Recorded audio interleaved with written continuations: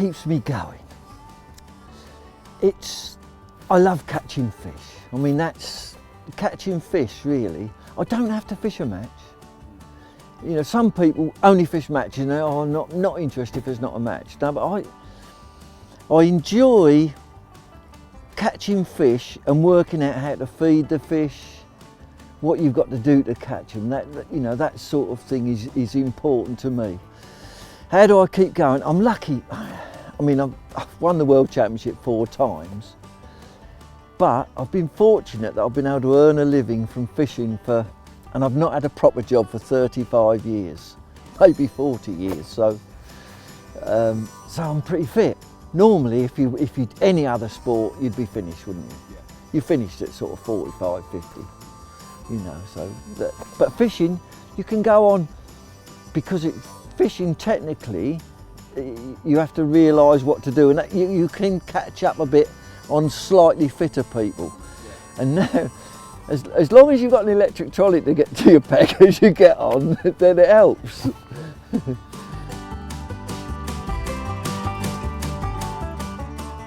Well, I only did it. I've done it I did it last year, and then there was a break because of COVID. Yeah. When I first finished World Championship, I'd fished for England for 20 years. There wasn't really any kudos for me to fish in veterans. Dick wanted me to fish in veterans. In fact, he fell out with me. I never fall out with anybody, but he fell out with me a bit over it because I said, no, Dick, I'm not. I wouldn't have fished. I thought if I went to fish veterans, I'd miss some Ireland in the autumn, so I decided not to. But then I went back and last year we won it and it was fabulous. You know, the year before we didn't do quite so well, but that was Italy. But I was getting the old feeling of World Championships back again. Even that, I don't know whether we're vets or super vets. I'm not sure what we are, but whatever it is, what's super vets on the telly, you know? Whatever it is, it's pretty old uns. You know, they're fairly old uns, and but it was good. You know, that the intensity to the other teams and what they put in, and you're still measuring out all your ground baits like we used to. Measure this, measure that, get everything, and it was still the same intensity. I thought you'd just turn up and fish, but no, it weren't that. So I'm quite interested, and hopefully I'll be back again this year.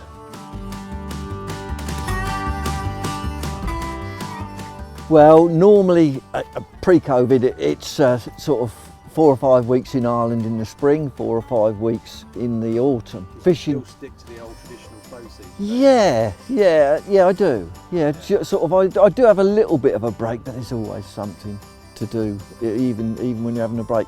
But Ireland, I love it because you've got a match every day, and the fishing. Oh, you might be on a feed, you might be on a pole. It's quite varied fishing, and so yeah. I've always loved Ireland. Been going there. I first went to Ireland 1976, so a few years ago, and the last 2 years were the first 2 years I'd never, that I've had to miss. Yeah. The only time I've ever missed from 1976. So. Oh, we have loads. We fish on the fens in the winter where they have the Winter League finals. The Winter League final is on our part of the drains every year, so we have to qualify for that. In the summer I love fishing on the River Yare, big powerful river on the Broads. There's the Yare, the Thurn, the Bure. It's a mixture of feeder. I mean, I think it stems from the fact that when I started fishing it was mainly silverfish with stick float, wagglers, that sort of thing. These poles weren't even in, so although I don't think we'd have a fishing industry without commercial fishing. So don't say I don't like fishing, but but I prefer wild fishing. That's just me. I prefer moving waters, and so there's not many commercials where you've got a river, is there, or flow. So, and I love fishing flowing waters with a. That's my style, but I love catching fish. Yeah.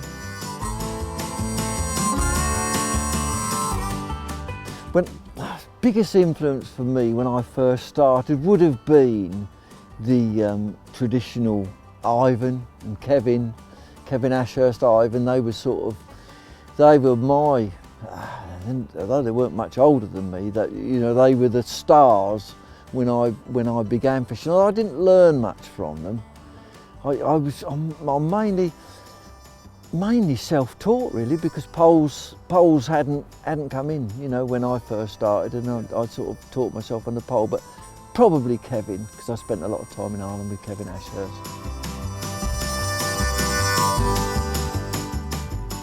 Stevie Gardner fished with him while he's a southerner. Will Raisin, I think Will Raisin's brilliant. And the obvious one for me, fishing similar styles but better than me, is Alan Scottorn, 5 times world champion. You know, so they're traditional.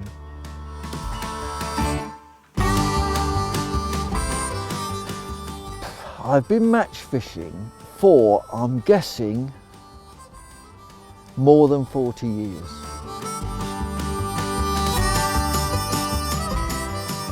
I started at club level. I fished for a small club called Marconi's. That's where I used to work, and we had and that was a club. But within 2 years, I was club champion, and I thought, oh, this is all right. And then I went on the open circuit, and then you hit a big bump, and you think, oh, and so you have to. But I won my first big match on the Ouse when I was 26. And Ivor Marks was fishing then, Tom Bedder was in the match. It was a 100 pegger on the Ouse, and I had 12 pound of caster roach on a slider at 26. So it was good.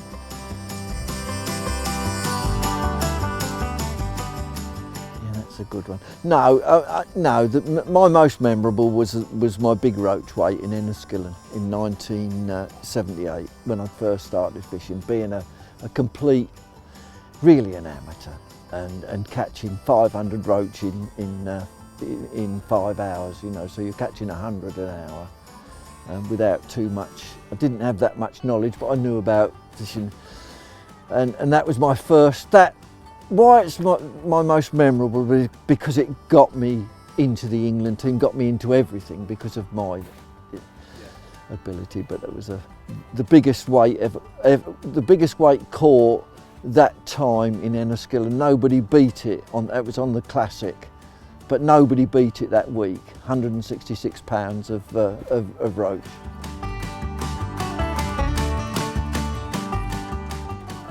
My biggest match win would obviously be a World Championship. Yeah. And it was the World Champion. Although I won at Home Pier Point by winning my section both days, it was really tough fishing. And I think my best one was my last World Championship win in Spain on the Castrian Channel, when we were catching carp, and I still hold the record for the most fish caught in the World Championships. I still hold that.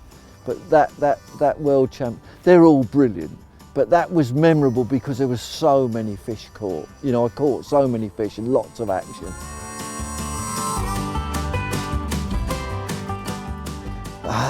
Something like, it's not carp, but it was 237 pound, which is not massive, is it? But that's of silverfish, and that was in Denmark on one of Billy Knott's festivals.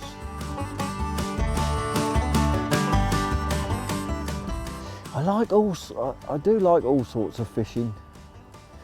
My biggest love is pole fishing on a flowing river, I think. I like fishing long pole anyway, but so long pole with not necessarily shortish line, but yeah, I like fishing long pole. I think you don't get a chance, but if I could fish sort of like 10 metres to hand and have a pole that's with an 8 gram float and pulling the fish straight out, yeah, I love that. But you don't get a chance to do it now. Oh yeah, of course I have. Yeah, I love cricket. I was a fast bowler when I was young. I used to play for Marconi's, our club. But I was a fast bowler because I was 6 foot. Now 6 foot when I was younger was really tall. Now I'm looking up at everybody now. Everybody's 6 foot odd, and you're going, oh. But I was 6 foot, and so I was a fast bowler. I love cricket. I follow all the England team. Don't always get a chance to go and watch them, but and Formula One. So motor racing. I think I'm a patriot. I love to see English doing well, so I like Hamilton in Formula One. And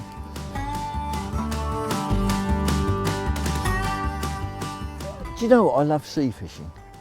Really? I love sea fishing, yeah. I think it's because it's a bit more unknown. Yeah. And I've been to Canada a couple of times, sea fishing, catching salmon in the Pacific off the Queen Charlotte Islands. And you go out in a boat and you troll for these salmon, usually downrigger, but you're trolling and you use a centre pin and a big long rod. But you can catch sort of 15 or 20 salmon in a day, so lots, because I like lots of action, you're not catching. And I'd like to go back there again. I'd love to go, does that sound funny? I'd love to go sea fishing, trolling with a downrigger for these big salmon. The biggest I had when I was out was 38 pounds.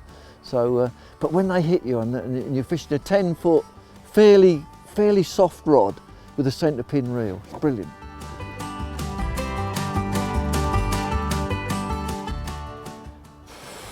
Three things I wouldn't go to a match without. Maggots. You do obviously need some line. What do I always put in my car? I wouldn't, hey, would you believe this? I wouldn't go, I've got this lucky horseshoe, and I never fish with it. I've got this lucky horseshoe that I just won the World Championship, and I went over to fish the King of Clubs in Ireland. And where I was staying at this guest house, this little girl had ponies and that. And she said, Bob, she said, you gave me this lucky, just a horseshoe, and still a couple of nails sticking out of it. She said, this is for good luck. Well, I won the King of Clubs that year, so I just won the World Championship, straight away won the King of Clubs. Yeah. Now that has been with me since, when would that have been? Your first World Champs was 1990.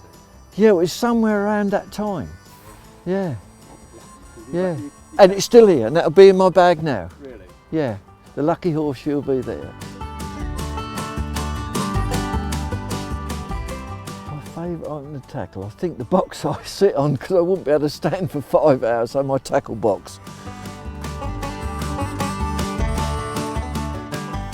No, none whatsoever. I have had such a wonderful life. I don't regret. I love every minute that I spend.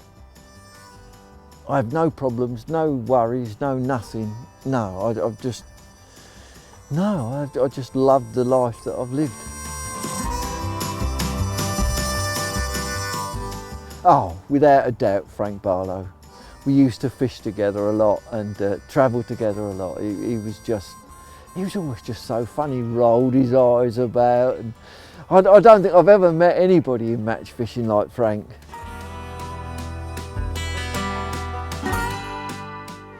I love the anticipation of the draw.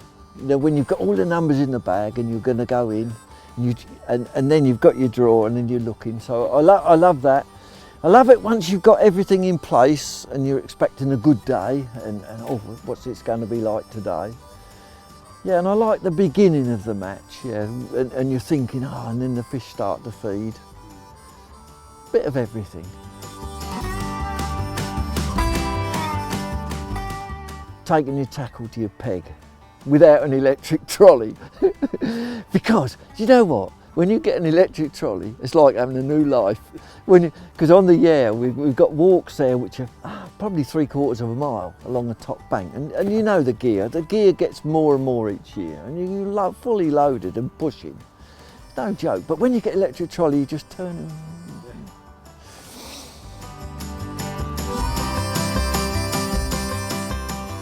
Yes, I do, because I have so much time, because I don't have a job, you know, so I'm not so keen on tying hooks, but you have to tie hooks, but I love making up rigs. I mean, really enjoy making rigs.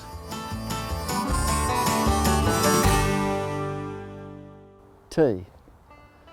And Frank Barlow, because he was my favourite. Obviously, he was the real character, and we spent a lot of time together going back to the characters, and of course he's passed away now.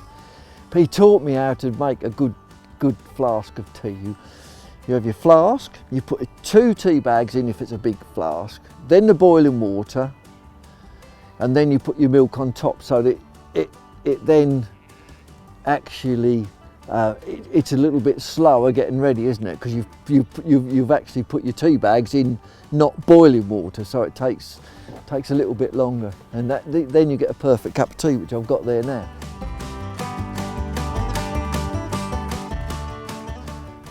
Yeah, I can. Yeah, it was last Saturday. My best match was last Wednesday, Hummersfield. Yeah, I had a 54 pound of roach, including a 2.7 £. I had the best roach weight in the match, but I was fourth. I was beaten by 3 bream weights. Yes, oh, without a doubt. I've been trying for probably 40 years to win the Classic, which is the biggest match in Ireland. 200. It was 400 peggers real back in the day, but it's 240 pegs now.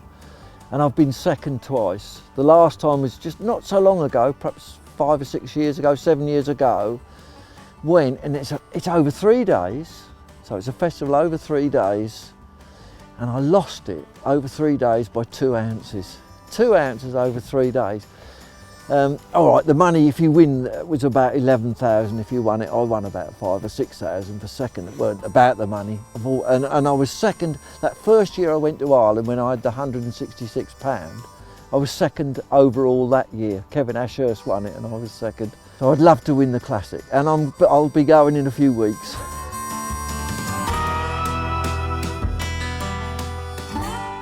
My first World Championship was 1984 in Switzerland. It was a little town called Yverdon, and the river, it was a tiny river, and Dick had picked me because it was going to be all fishing to hand and catching loads of fish. It was only a narrow river, probably 11 metres wide, but it didn't happen like that. It flooded all weekend, and it was like a raging torrent on the match day. So going back 1984, and I had to fish. We didn't have any floats heavy enough, so I had to fish I had a 2 gram float, and I overshot it with 3 swan shots. So I doubled the size of the float, and I edged it through. The float was trying to go under, and I edged it through, and I caught £9 of dace. And was second in my section, beat everybody round me. And that was my first year, and that was the best England performance that weekend. So that was good. Oh, Home Pier Point was the most memorable because of the crowd, 20,000, absolute massive crowd, cheering. Every time the float dipped or moved, there was a gasp, and also that everything with England winning the gold team-wise very closely, and me the individual, which would have been my third one, which fishing was awful, but technically quite difficult because you had fishing sliders, feeding little balls of joker and lean. Yeah, technically very difficult, but yeah, that was the most memorable because of the crowd. This one is an easy one. It was in Bulgaria, and it was a one Tommy Pickering won. And why did Tommy win it? Because he's a mean Yorkshireman, and we'd been, and he knew what to do. And we were I mean mean, very careful with his bait. Not mean, I didn't mean tight, but very careful with his bait. But we'd been on practice, we'd been firing loads of maggots in, 2 gallon of maggots, and catching these carp, almost catching them to hand on the pole. And then come match day, they switched the venue round. Where we'd been practicing, on the match, we all went to the other bank. So everybody had been feeding one bank, and then they moved on to another. Whoever did that, it was senseless. And that was terrible. But of course, Bobby, firing in the bait. I was 22nd in the section. Now that would have been okay, but I went and done the same thing the next day, and I thought Dick was going to drop me. I thought, wow, he's going to drop me.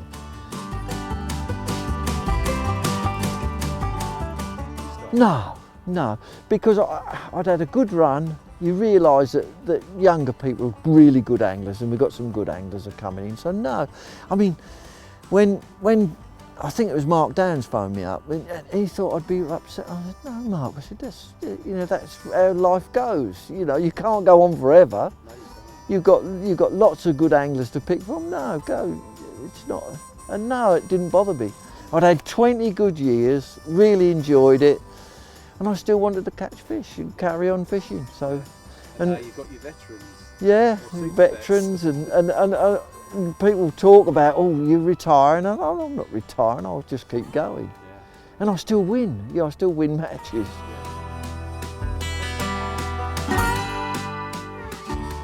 Well, I think you've got to put a lot of effort in, and they're more suited to younger anglers and commercial fishing.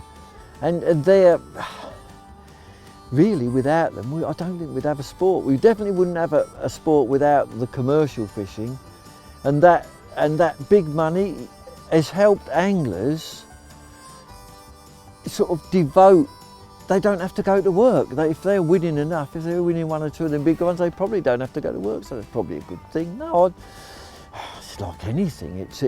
Every sport there's been, at the start, the money is always low, whether it's snooker, cricket, football, and then it's built up, isn't it? So, no, it's good, great. I wish somebody put a load more in. You'd get more fishermen, wouldn't you?